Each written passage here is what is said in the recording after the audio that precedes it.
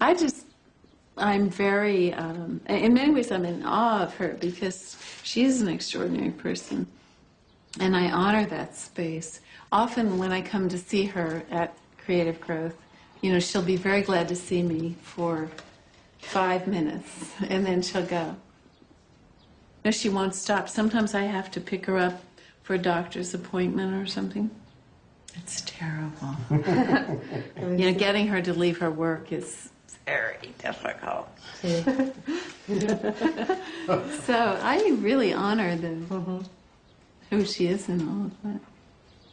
And I don't understand where that comes from very much more than anyone else. I'm just in awe of it, you know, just amazing.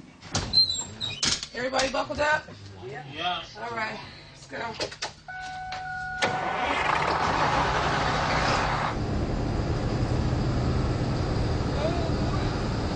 Millimètres, centimètres, décimètres, décamètres, hectomètres, kilomètres, myriamètres, potimètres, kilomètres, des millions, des millions, des trillions et des trillions.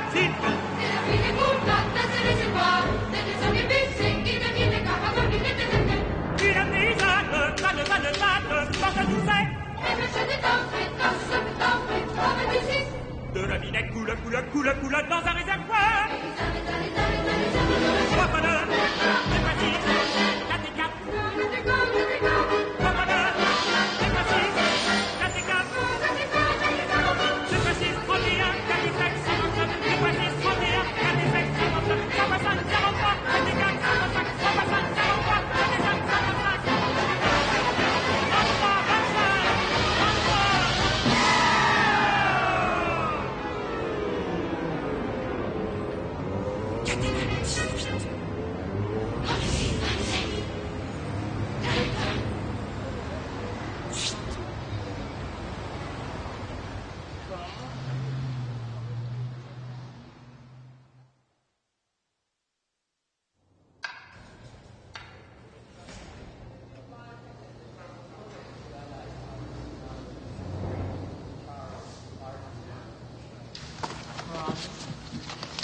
Nope. Does he do a lot of trees? Well, I think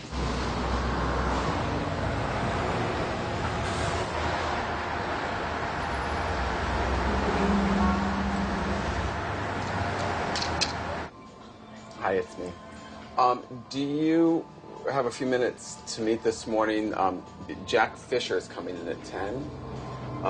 Remember, he's this gallery owner from San Francisco, and we're going to talk about picking some work. Do you care if I watch Judith Scott's I show him and that kind of thing, or?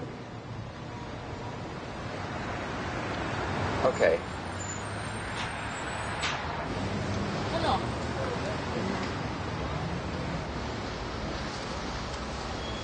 You're not taking this one. Yeah, that would be really great for I our know. San Francisco show. Masterpiece, I guess. It's possible, but I don't really It's care earlier. for it. Yeah. How might work? Yeah, this is a nice piece. It's new and it has a good story that goes with it. And Creative Growth Art Center is an art center. We are not a therapy or rehabilitation center. The model for our studio is that we have artists from the community who are all working artists come here as staff people and form a partnership with our artists with disabilities. So it's a true artistic model. We do not have our therapists who work here and do not see ourselves as therapists, although there's a very important therapeutic benefit that comes when people get to make art and express themselves artistically.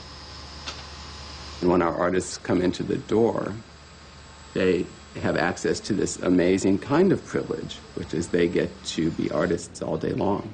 And I like the fact that this is a sort of rarefied place where they are the leaders and they are the people that are telling us and showing us the way through their art. Buenos dias.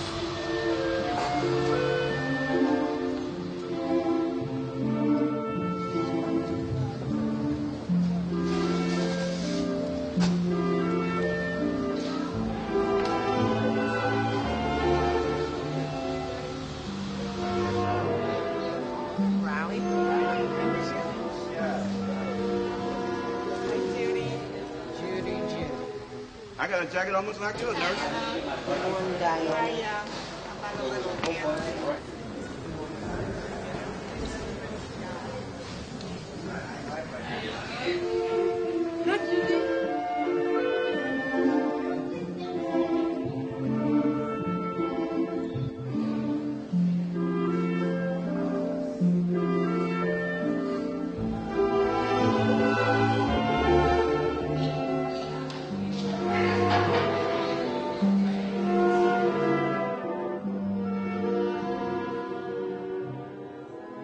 Judith Scott's worked here for, I think, 20 years now, 15 years, certainly a lot longer than I have. Her story is interesting. She was born in Ohio, a twin, fraternal twin, 2 girls, Joyce and Judy. One has Down syndrome, is deaf, one is what we'd say is called normal. And they spend, unusually for that time, Judy's almost 60 years old, they spend the first 6 or 7 years of their life together. When Judy and I were born, they didn't know that we were going to be twins, so that was the first surprise. And the story is that the doctor was reaching for the placenta, and he said, oops, here comes another one. And there's some mix-up in the birth certificates where the baby that weighs less is named Judy, but in fact, I was the baby that weighed less. And so it's one of the confusions I've always had about our twinness is I used to think when I was a little girl that if you changed our names around, you would change who we were, and that I wasn't necessarily Joyce at all. Possibly I was Judy. And that was a continuing thing in my life. In American society, in the 40s and 50s and before, it was considered normal if you had a child that was mentally retarded or had Down syndrome or other kind of disabilities to put the child in an institution. Her family seemed to resist that for the first number of years, I don't know why, and then one day they decided it was time, and Judy was taken from the home at night and put into a state institution. I just woke up one morning and she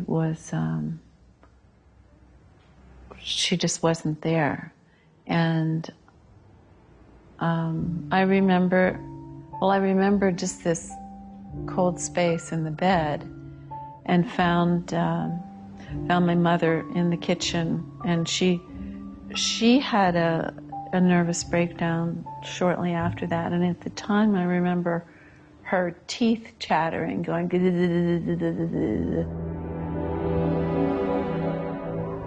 I still didn't really understand that they meant that she wouldn't be back, you know. I just didn't really get that for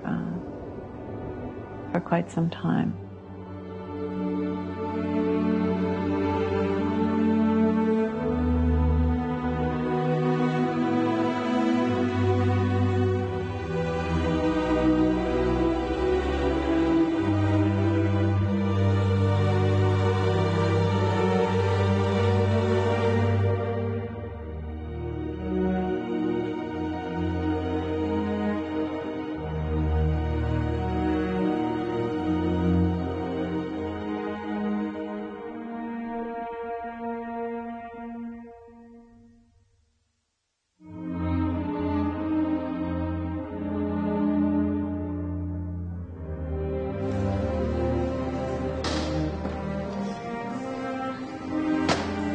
I think maybe when Judy was sent to the institution, there was a lot of pain in our family and a lot of loss that was never dealt with.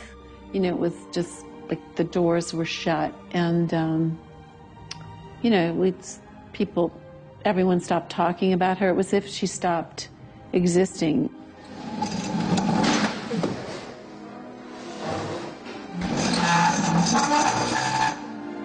Was misdiagnosed in the institution. She's deaf. There was no mention of that in her record until 20 or 30 years after she arrives. So she does not learn sign language. She's reluctant to talk and is not too cooperative, which, no kidding, she doesn't talk, you know. But they were seeing it as a kind of resistance, right? She can be very stubborn and at times refuses to do her work. When they were testing her, you know, they were saying things like point to the red circle, which, of course, if you're deaf,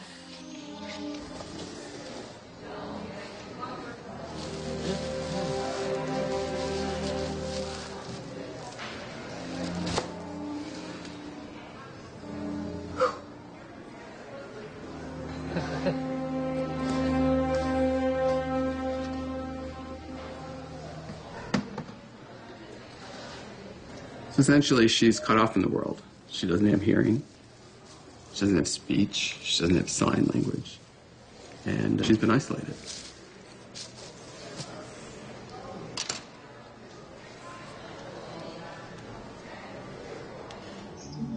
Talking television bills.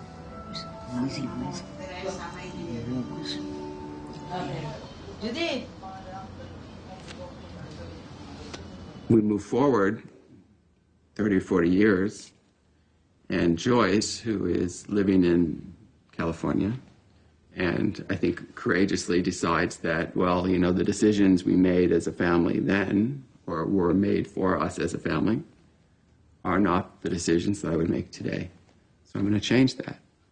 So she goes back to Ohio and gets custodial rights to her sister.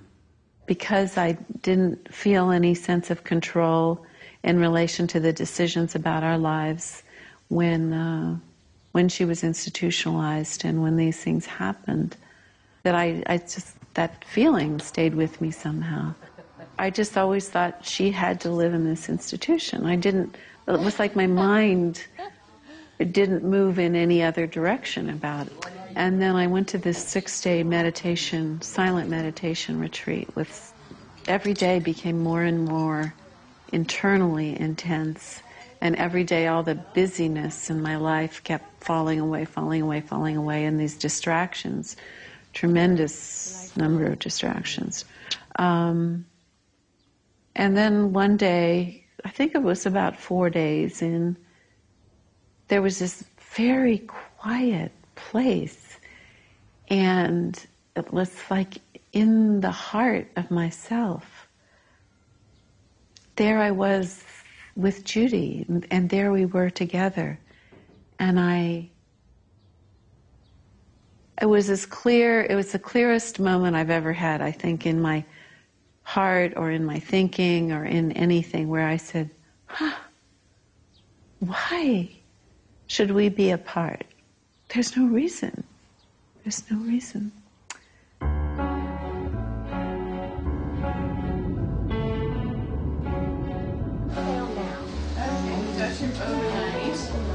Oh, you going to take that? Oh, well, she can take it. Bye-bye. Bye. Did you say bye, Jane? Bye.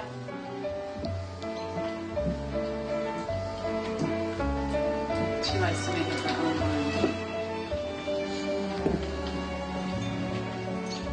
See you guys later.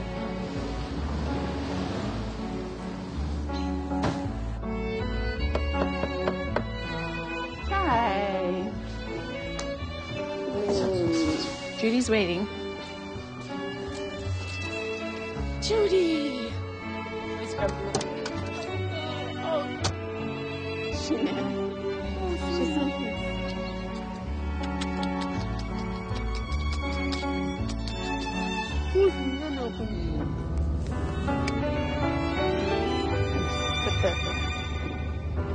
Here, you can put it here.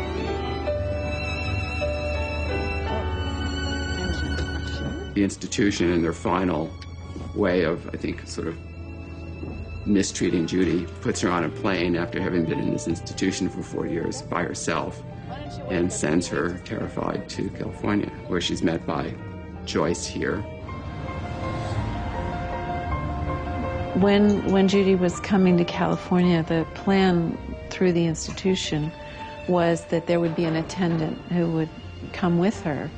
And it was extremely upsetting to have her arrive. When she came off the plane, she had black circles under her eyes, and she looked absolutely terrified. And she fell into my arms sobbing. And, you know, she had because she doesn't have language, there was no way for anyone to explain to her what what she would be doing or where she would be going.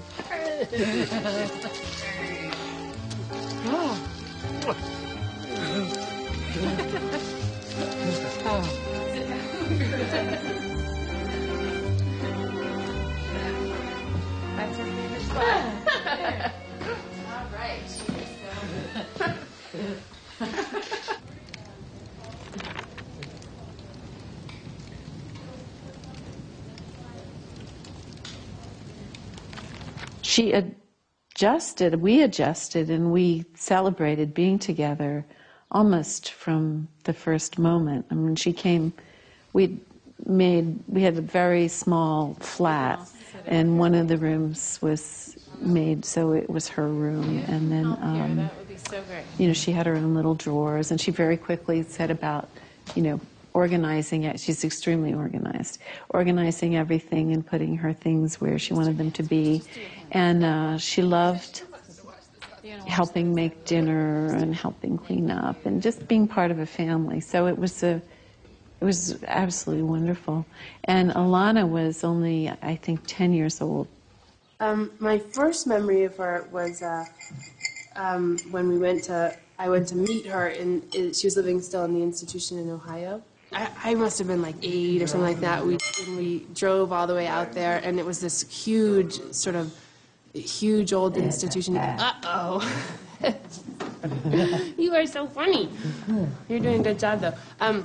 It was this massive institution with all these people with disabilities. I hadn't been around people with disabilities very much at that point, so I felt sort of uncomfortable. And I met Judy, and I had never met anyone with Down syndrome, and I remember that she recognized my mom, immediately, and she started crying, and my mom started crying, and I could see how close their connection was, but I didn't really understand it very well at that point. And what I remember is we left, and I said to my mom, I was like, well, Mom, because I knew they were twins. I was like, Mom, she looks a lot like you. And of course she looks like, nothing like my mom. She does, I think she looks something. Oh, really? Well, I don't think they look too much alike. I think it was just like, I wanted to say something sort of soothing because my mom was so upset and everything. That's working incredibly well. That's same toast, right? Is that the one that just went to you? So the transition, went really easily and happily. And the hard part then came when I was still working, and it was difficult. Judy was, I can't remember at what point she started creative growth, but there was a period when she was just at home. I couldn't really work out my schedule to always be there when she was there. And, it just wasn't possible for the very long term. So I had to look for a board and care home where she would live. And I found someplace quite near us. And I could see her every day. But it was terrible for her. The moving her into this other house, I can remember she was just kind of clawing at my clothing and sobbing and, literally in every way begging me not to, it's hard to talk about,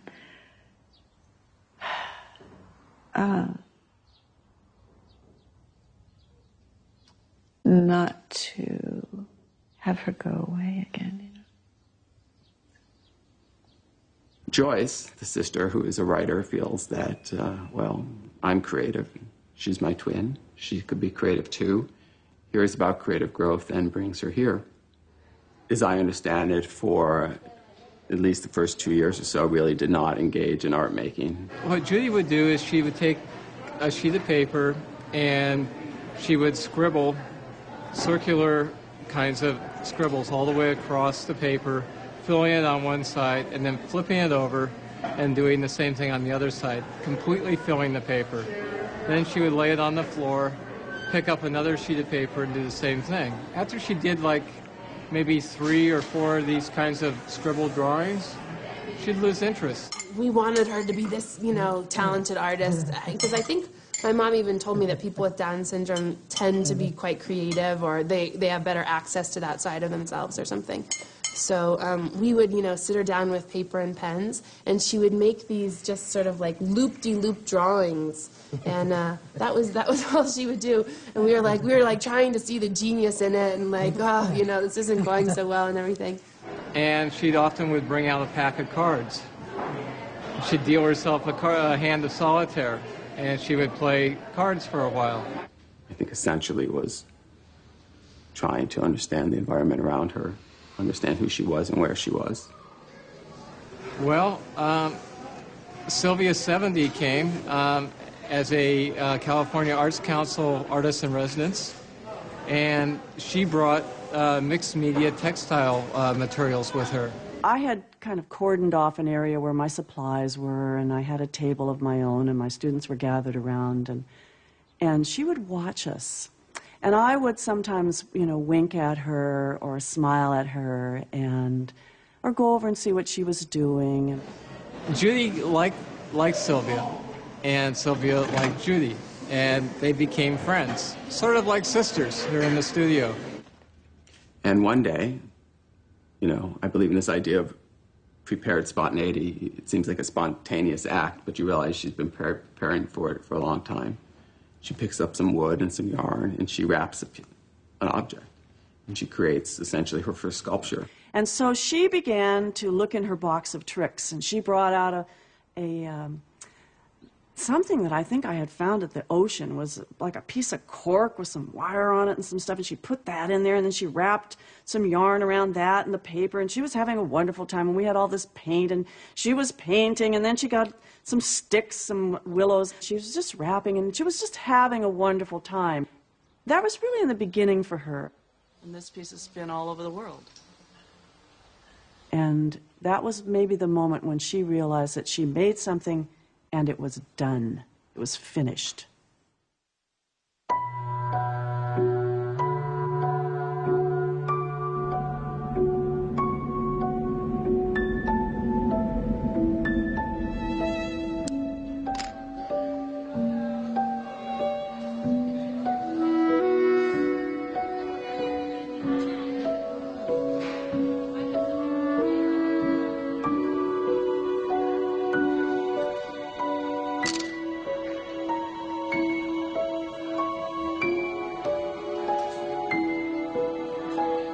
Essentially, she hasn't stopped doing that since. So she gathers objects, yarn, wood, boxes, coils, briefcases, videotapes, paper, and she wraps it. Her pieces have become larger and larger as her confidence grows. Compulsively, obsessively, nonstop, so to the point where her fingers blister every day from the minute she walks in until she leaves. And, it raises all kinds of questions. Is she making objects? Is she making art? Is she communicating? Or is she merely unraveling, all of her stories and everything that's been in her head for 40 years that she's been trying to talk about, but can't? This is probably the most expensive piece, and then this is probably the least expensive piece, so those will be similar. That's nice. But yeah, it's very sexy. About that. Yeah, it is. I know, it's weird because it's so brute and then feminine at the same time. The Art Brut Museum in Lausanne, the Museum of Contemporary Art in Dublin, the American Museum of Folk Art all felt that this work was important and that they would be interested in receiving it in their collection. That sort of set the stage for the essentially second wave of exhibitions and the commercial sort of success of her work which followed that. What's on your hat? What's on your hat? Nice stuff. Which space will it be in again? It's going to be at, trying to think of it, it's 1345 Grand Street, which is Upper Grand. I'll give you one of the old cards. What's that? The top on that piece is kind of the fragile. Fragile. That's fine like that, but Okay, yeah. just so you know.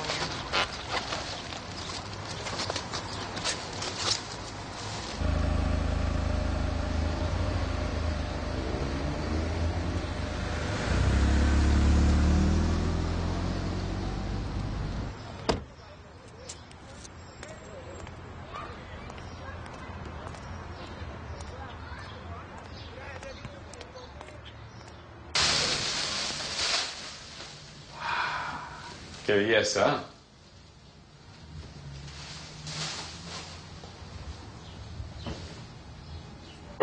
Esta obra, para mí, es maravilloso, es maravilloso. Es como un nido de pájaro invertido. Por alguna razón me hace sentir de un nido, ¿no? Tejido por un increíble pájaro, pero en vez de contener, lo tira todo afuera. For me, being here in the studio, I feel that it's very much an artistic laboratory, and that it's a way for me to see what makes human beings sort of different than other animals in the way that we need to work out our sort of emotions and our feelings and our intellectual ideas, using often art or other forms of communication, and working with a population that doesn't have a lot of opportunity to express themselves, to be creative. It's really very important what happens here. What is it like to be a person in this world? What is it like to be a person with disabilities, perhaps also? And how can art really convey that unique quality of human nature that I think we all feel? Yeah, that's my artwork, and that's Mr. Green Nose. Right. Okay. That's yeah. And the women in black, they work for me. And they're really cool because they like to wear black classic penny loafers with their black socks to match their outfit. Mr. Green Nose, he's my arch enemy. Oh, well, no wonder. And he hates everything having to do with chocolate and music. So every lady from Chocolate City wears black. Uh-huh. It's a rule. Yep. Yeah.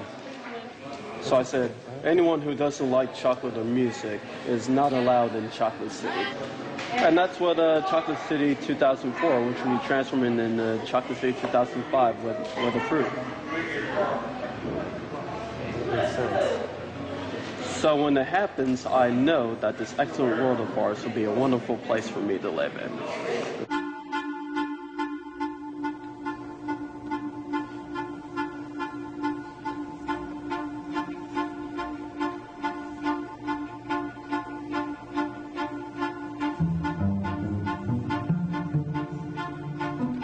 I've been here before, about 10 years ago, and at the time I was aware of this amazing energy. And I think if you have 30, 40 people in the same room concentrating on something, you will have this kind of energy. You could find it in a classroom, and you could find it in a railway station. However, there's a special kind of process going on here, which you immediately feel as the exchange of images, the articulation, dreams. The movement of people is extraordinary. Some paint that Luis is using might drip over on what Lorna's doing or on Donald. And in the same way that the paint might drip from one person to another, I think ideas kind of drip around too, and inspiration. So that's one of the things that makes the studio so creative, is such a mixture of individual kind of focus happening in the same kind of area.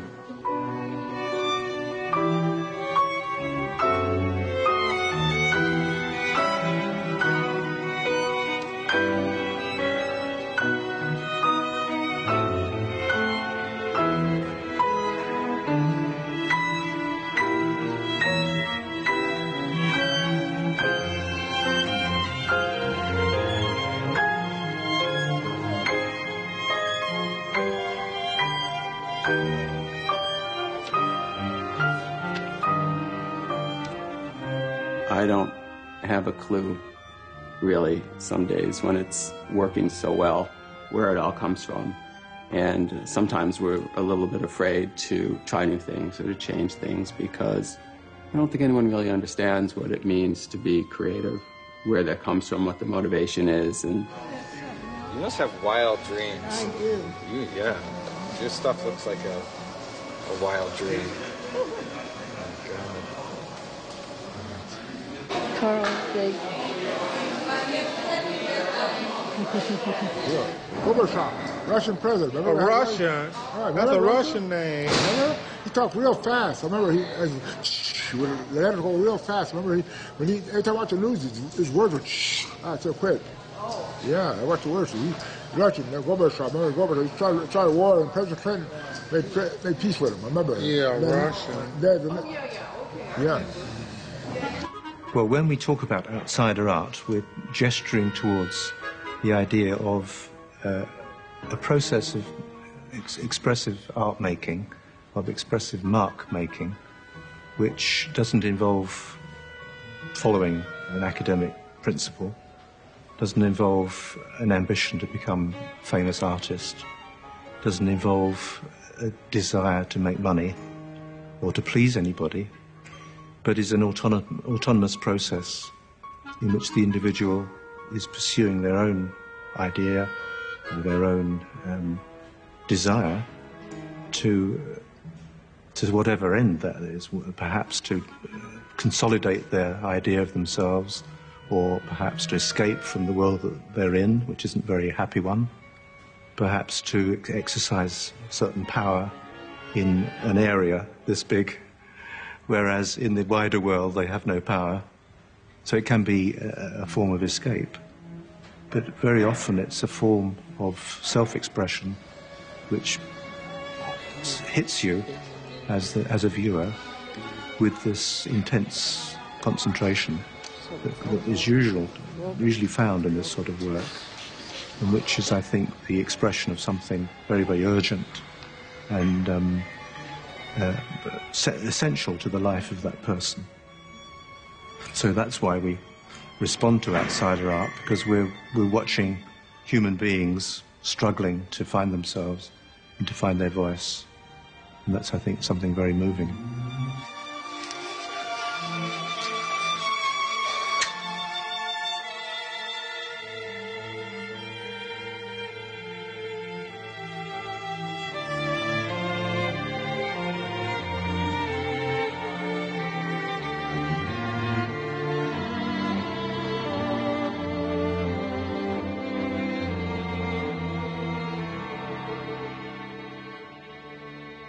And I want to show you, I don't have like a final sort of pick of everything. I want to show you the work I was thinking of from a person. And if you feel like that's a direction you want to move in, then we'll either do some yes-no picks together, or then I'll sort of go through it and do it one more time. Okay.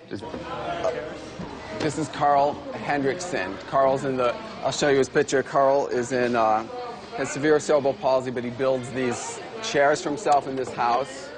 And he works very slow. There's only, in 12 or 14 years, he's made 2 chairs, and he's working on this. So I would love to put maybe one of the chairs or 2 of the chairs in a show. So.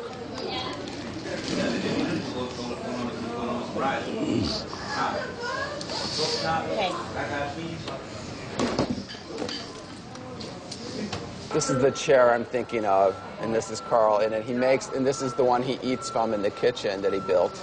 Are you finished? For me, they have a really beautiful sort of quality, not about the materials and about the process and about the sense of sort of the home for the artist. I mean, he's building this house here, but he builds these kind of self-contained units that I find to be really interesting. So that's something I would consider putting in. So his interest is just building more furniture for himself? Is that? Yeah, he doesn't speak, so we don't know, but he was started to build these to function. He wanted a place to eat lunch. When he was younger, this one, he put yes and no on it so we could point to answers to questions. So they started to be practical in a way. Yes, okay. You ready for your soda? Well, this is exciting. Yeah. So it's interesting. So you said kind up of to... like a throne, actually. Yeah. All right, Carl. You did a good job.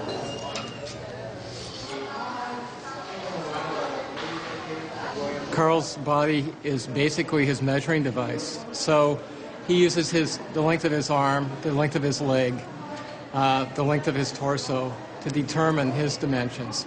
So he has a very clear kind of engineering, construction kind of mind inside a body that has a lot of physical limitations. And what Carl and I have developed over the years is some sort of communication system that's just totally individual, that indicates what he wants done, what he wants me to do for him, and how we work together. And I'm always amazed. I've known Carl for 20 years. I'm always amazed at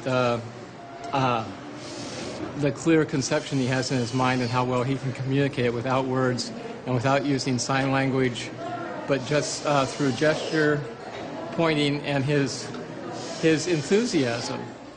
This isn't going to fall off now, is it? Okay. Go ahead and glue that one up. Well, it's true that outsider art does offer a space within which to understand certain things. Those things have to do with a shared problem of life. And in a sense, there is this perspective offered by this kind of art making.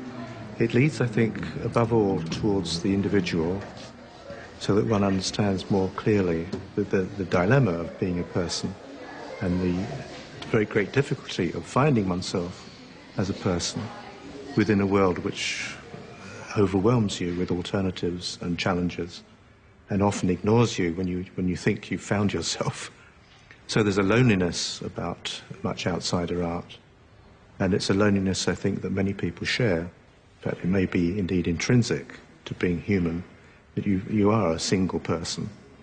To find a social dimension here is the next step. We're going to need a later flight. A much later flight. Change of plans? 24/7 customer service. Book with Travelocity and you'll never run alone. Ignoring you. Chuck it there. 115 pounds. Got to take it. I was 25 years old. I was 310 pounds. What are your will? I had 44-inch waist. What are your will? Looking back, how big What are your will? and it's hard to believe that.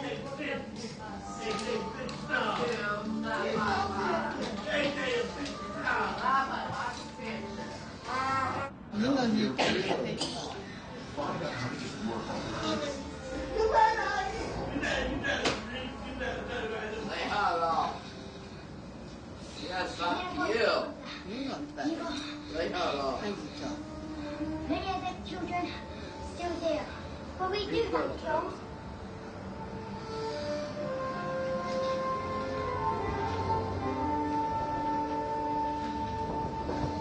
What do you think? So this is the Creative Growth Gallery, and right now we have an exhibition of Donald Mitchell's work here. And Donald's one of our sort of most known artists. He's worked here for almost 20 years, if not longer. Just from to east, there's such ways to end. This opening piece here for the exhibition shows this figure, and Donald, this is if he has a characteristic figure, this is it. When we ask Donald, who is this person, he tends to say it's me. And he tends to say it's me right here on the page. Donald likes music, right? Yeah. Do you compose your own music? I write it sometimes. What are they about? About women in the bay, sometimes they walk by the river, and it's all the lakes. All this go around the circle of the river. And all the water is frozen in the water. All the rivers can suck and go out. Okay. And some out to the forest, have a friend, walking to the back door, with a real one. The early things that Donald did were ink on paper and colored pencil on paper, and he built kind of like meshes of cross-hatching and delicate marks that built sort of abstract thickets. I like to think of like rabbit brush or something like that, where something might disappear in there and you'd never see it again. Or something might appear out of it, look around, and then disappear again. And what happened is, one time, out of that rabbit brush, out of that thicket, there was a figure that appeared. And when that figure appeared, Donald seemed to take the next step forward as an artist. And that step, we can't really mark exactly the date and time that that happened. But from then on, the thickets disappeared, and we got the figure that started to line up. Why do you draw so many people? I'm trying to get lost. Because when I saw I almost feeling such from to the east, there's such ways to end. Wrong to the east, and we'll go to the west, arrows to the end. And it's been said that outsider art at its most extreme would not be in a dialogue at all with the outside world, because the urgent business has to do with self-assertion. But when one looks at such work, one becomes aware that that is actually what we're all dealing with and what is important to us. And so beginnings of a dialogue emerge. And although the outsider work appears to be superficially self-enclosed and not talking to anybody, autistic, it does, I think, and perhaps necessarily, contain the beginnings of communication. And indeed, every expression, in effect, presupposes somebody listening, somebody that will interpret and respond. And so in the end, I think outsider art asks us to respond. And to do so, we need to ourselves go through a similar engagement with these deep problems, these deep difficulties. Okay. So what's going on in our world? What's happening? What's happening in our world? What's going on at the White House? Big shakeup. What's happening there? That far. A lot of people resign, quit, whatever you want to call it. Retired. That's another one. Yeah. Are these committed? Are these New York pieces or not? The one, the white and black piece here is committed to painting. All the pen work is open for... This one? Who's going to be our next Secretary of State? She's a woman. Rice. What's Rice's name? What's her first name? We're going to be hearing a lot about her. Barbara. No. Lisa. Condoleezza. Condoleezza Rice. Rice. That's right. I think this is the masterpiece here. The one I'm about to rip. This is a whole new kind of approach, this whole vertical line process. He's never really done this kind of layering with the thin line and the black line and the white and the thin line. I think it's really stunning. Yeah.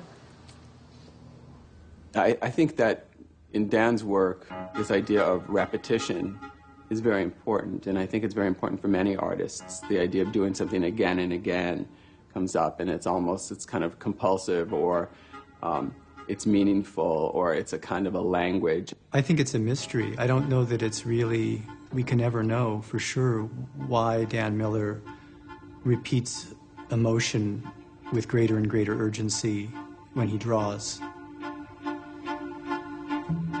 My feeling is that perseverative or repeated actions like that we all know about from the time we're babies. That we all, repetitively suck our thumbs or suck at the breast or do certain kinds of gestures to soothe ourselves and to feel more contained and more comfortable in the world. And that I think Dan is doing that, but he's also, as an artist, his repetitions don't end up being just random scribblings. They have a certain kind of aesthetic cohesiveness and coherence, almost one could say a sophistication to them. So there's that interesting paradox that they have both this infantile, repetitive, self-soothing kind of visceral quality, as well as having a great deal of communicative and, I think, formal strength. Light bulb get a tetanus shot. I know, you get a tetanus shot if you step on a rusty nail, huh? Leave it alone. That's right. Open the car doors. No. No. Leave it alone. That's right. Leave it alone. I will. Right. Right. Well, cat like ball of string. They do. They play with it. Right. Cat like ball of string. Do you have a cat? Right. In the house. What's the cat's name? Mickey. Mickey? Right.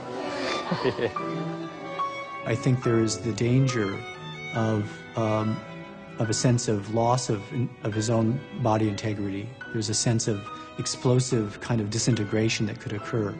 And I know that he has, for example, a preoccupation with light bulbs. And as they heat up, he fears that they're going to explode. And he can become very agitated and very upset and need to be calmed if this were to happen. He draws anything. So, you know, he'll do this kind of a thing. And that's how you display, you just hang it? That's how we did it. Just a little plexi, and we just... It's easy to get it to stay on the wall, I'll be honest with you. But they're beautiful. And we also wanted some light. You can see how they get really beautiful when you get some light. That's gorgeous. Is that a pen? It's like a chalky, this is like a Sharpie. It's an oil. Yeah, Metallic pen. So we can, you know, and these can be pinned to a wall. These can have a little spacer bar. You know, I doubt that we're going to have a framing budget for serious frames on big pieces like that. Bye, Adrian. Did you try to come early? Did you try to come a little earlier? But you did a good job. It's a good beginning. Thanks, Danny.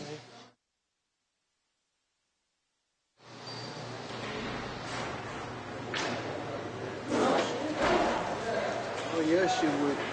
Want a cookie?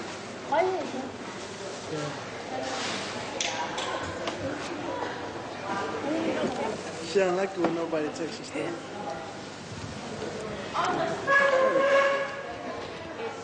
See? Sure, you see it. Hey, they just give me stuff. Sorry, bro. They always give me stuff. November 4. What?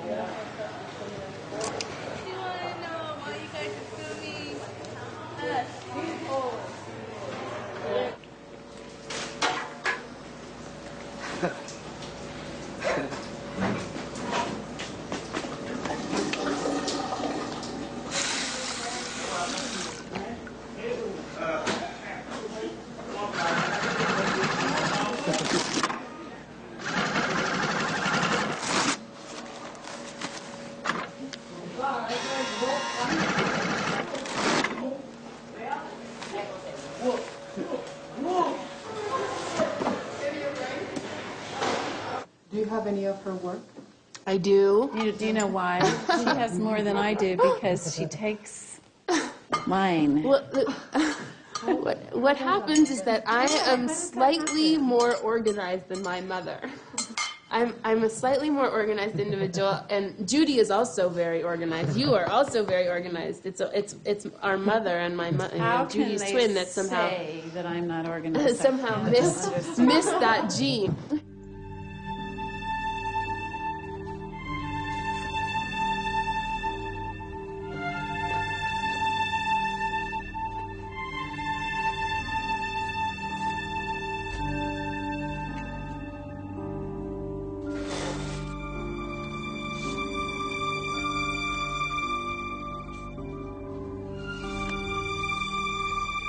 I think I still don't know where she's going. I don't know whether she knows where she's going. There does seem to me an element of a quest here, and that she's bringing together flotsam and jetsam from around her to shape something, to make a structure. Certainly there's a shaping process, an expressive desire, and ultimately, I suppose, a need to have outside herself something which she's created, which she can recognize and be confident about. It's there, it's still there tomorrow, and so she's now got that stability in her life around these objects that she's fashioned. I imagine other things in her life are less certain, other things may change, and she may not be able to cope with the everyday of other people. But the art making, I think, is a continuum of certainty, and you can see the way she works. She knows what she's doing. She's not struggling.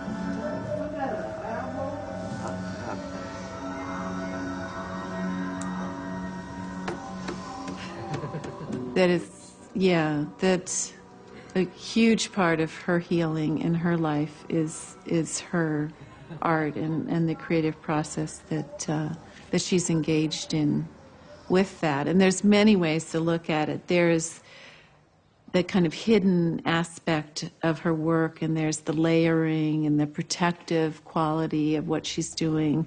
And often she seems to be creating figures like maybe another twin, maybe the two of us, maybe a baby that she loves but didn't have herself. But there's many, many ways of looking at it that seem to have some truth to them. And she certainly, there is a driven component, and I think it is part of her healing that she does that.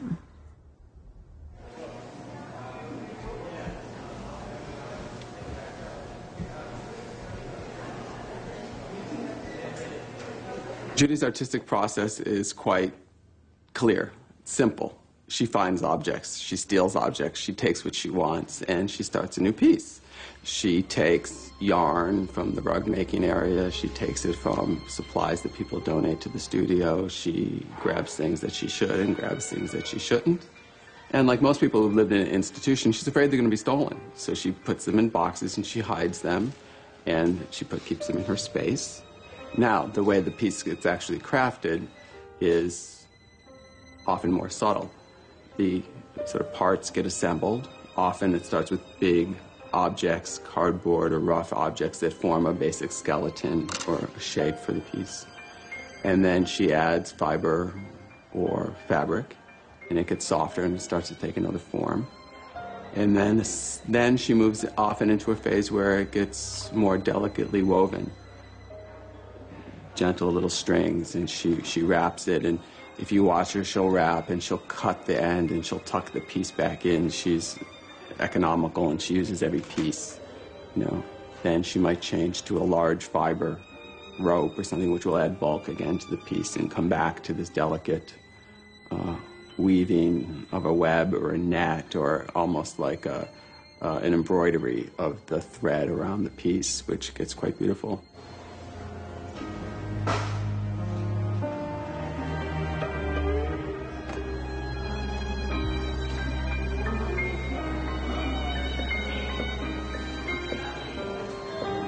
I think that there is, in Judy's process, which again has this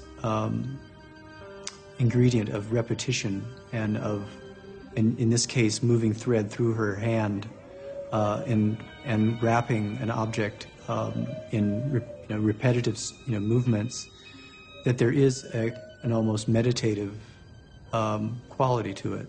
And that it is a calming kind of action, and that again there is the tactile sensation of the thread moving through her fingers, as well as the touching of this shape and this form as it grows and takes shape.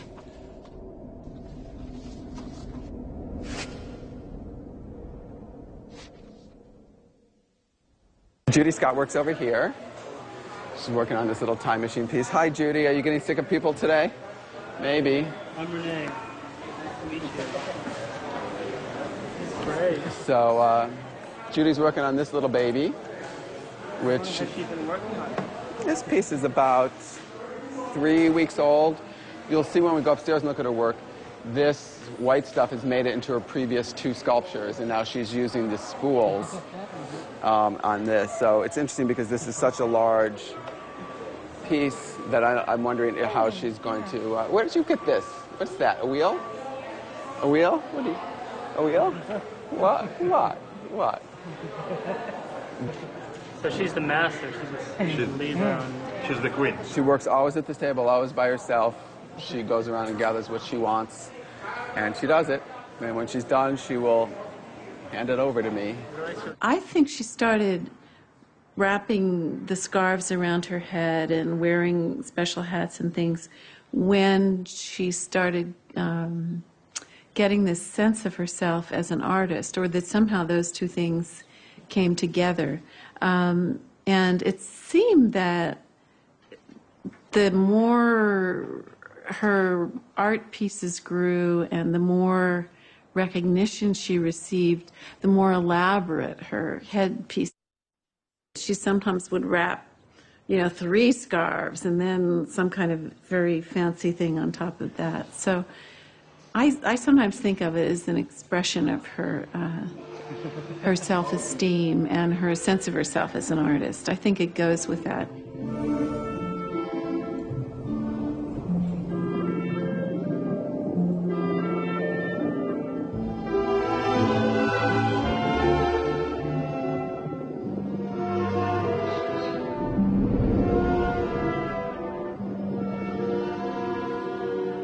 Oh, it is the only spider in the world that is known to live underwater. And what it does is to spin a dome of silk and then goes up to the surface, gets a bubble of air, brings it down, and bit by bit fills the dome with air.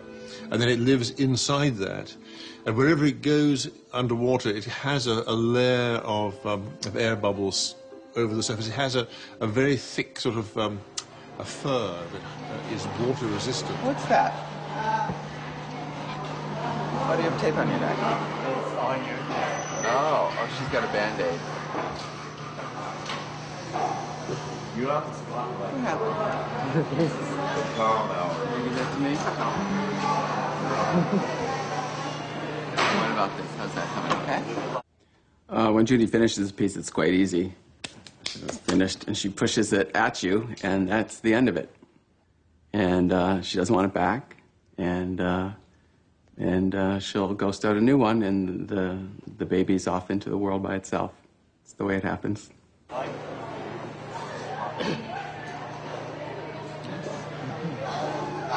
want this back? No? You want that? You want this? You want this? No? Okay. You want this one?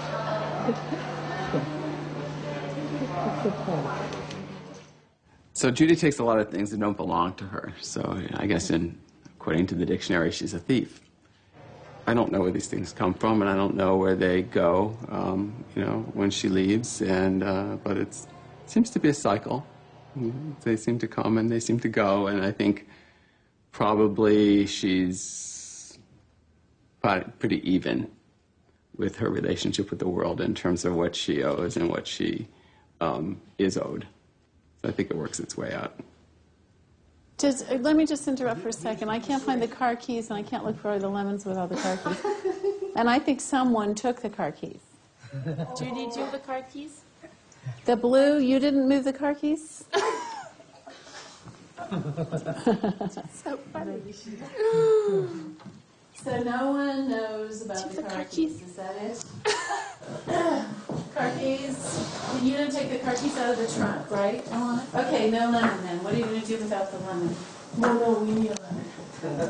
What is inside Judy's sculpture? Well, there's all sorts of things. We've often wanted to do an X-ray of her sculptures to see what is inside.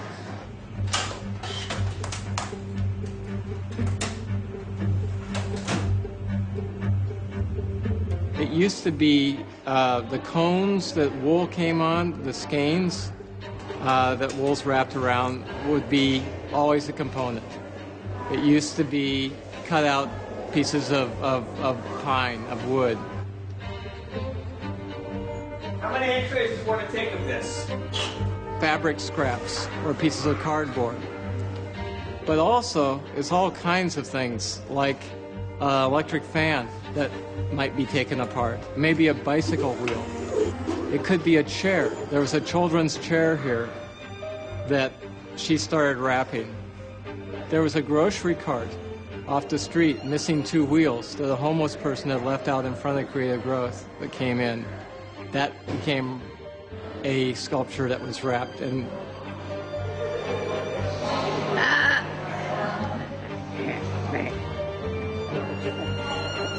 It could be the bags that potato chips come in that are mylar and shiny on one side.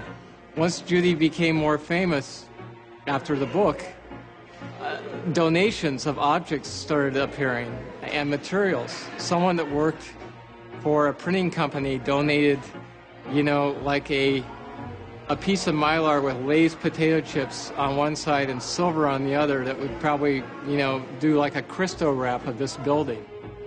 She incorporated that into sculpture. Christmas tree lights have appeared inside and around the sculptures. Women's shoes, men's shoes. She likes high heels. They've graced the top of some of her pieces. They've also disappeared totally. CDs, tape cassettes, LPs, the record covers that go around old LPs. Looks like a little person, this one. Let's give it the treatment, just for fun. Cardboard boxes. Just random pieces of cardboard. Blankets.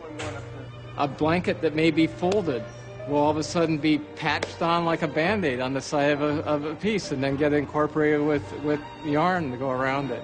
Dish racks that you dry dishes in when you're washing dishes.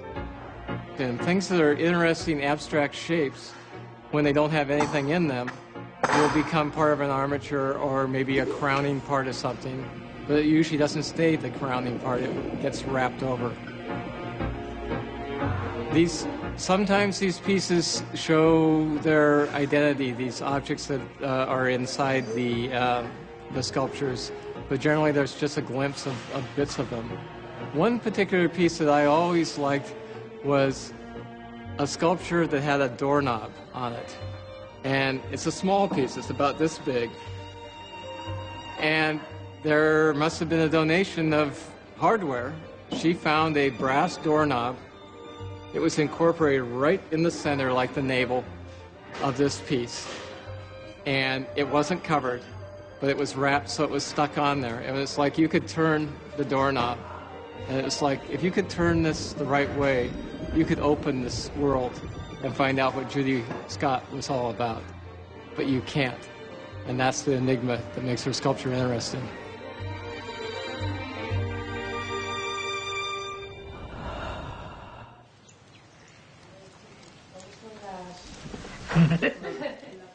But, you know, we carry off-site insurance, and I assume you do too, but either way, it would be insured, but that's not very important to me. It's more about the work. We carry about $1 million. We should be fine. She sells for about $5,000 to $15,000, and the Dwight drawings sell and paintings sell for about $3,000 to $6,000.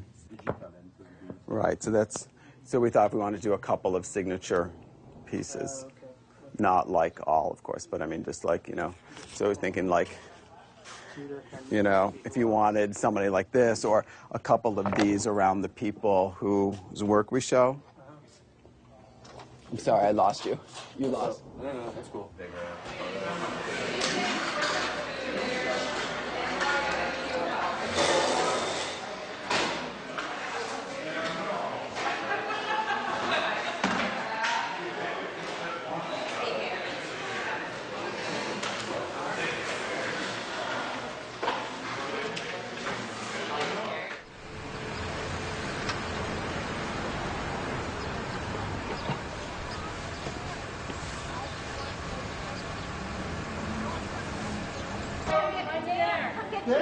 Come on, Dan, you won. Hey, Dan, you got Traveler of the Week. Congratulations, you get this cup. You like it? Great. Okay, yay for Dan.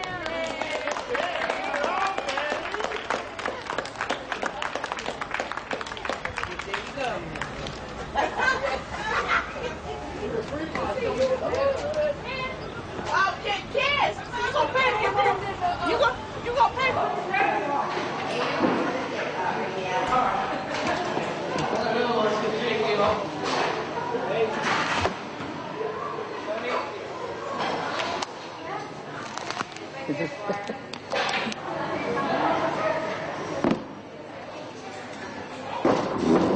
Zelma Riley. There you go, Zelma. Judith Scott. And Ernest Spears.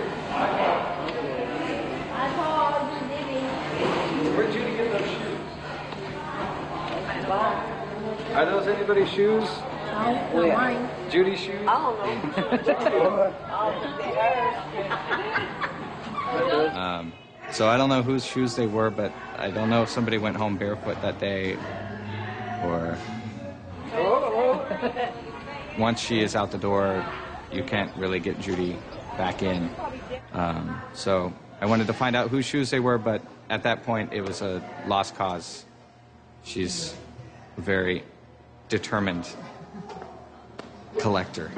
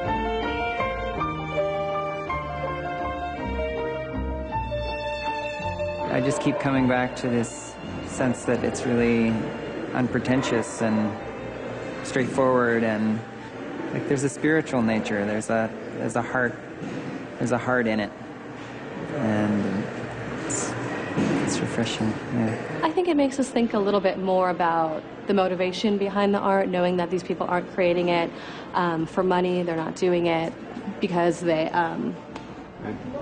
It's sometimes kind of surprising, as I consider myself an artist as well and put a whole lot of thought into it, and to see people who apparently are a little bit more basic in the way that they feel instead of being quite so intellectual, but putting me a bit to shame.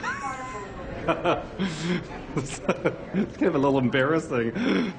I should maybe make things a little more simple.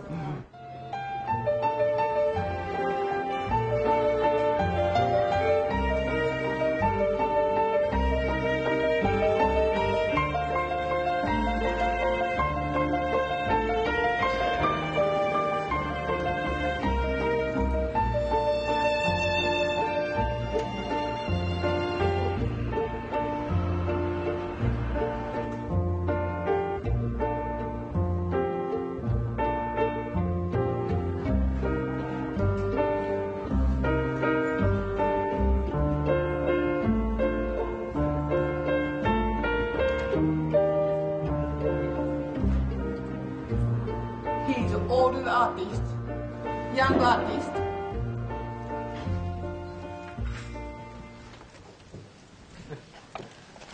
We didn't have birthdays. And I'm not sure why. I think for our mother, that Judy had Down syndrome was very difficult. I don't know. I think a birthday party for the two of us wasn't something that she was comfortable with. So we didn't have them. This is happy. I want to read to you, this is a prologue to this book that I'm working on, which is about Judy's and my life together. We were joined in the womb, in body and soul, and yet we were different. Even at birth, the unforeseen differences between Judy and me were received by others as part mystery, part gift, part curse. Were we originally destined to be identical twins? Are we actually the same person, each reaching toward the other across the unbridgeable chasm of an extra chromosome? Was there ever a separate Joyce or a separate Judy? Or is there only one being with two different forms, two different fates? You're my love buggies. Yes, you are. You're the best. Can I hold your magazines? Let me hold them. Let me hold them. Okay, she's got them fixed. Did you fix them? Oh, thank you. Oh, look at that. That is love. Generosity. Love of the highest order, isn't it? This is love of the very highest order. Right here, between us, right? Am I right? Happy birthday to you. Happy birthday, dear Judy. Happy birthday to you.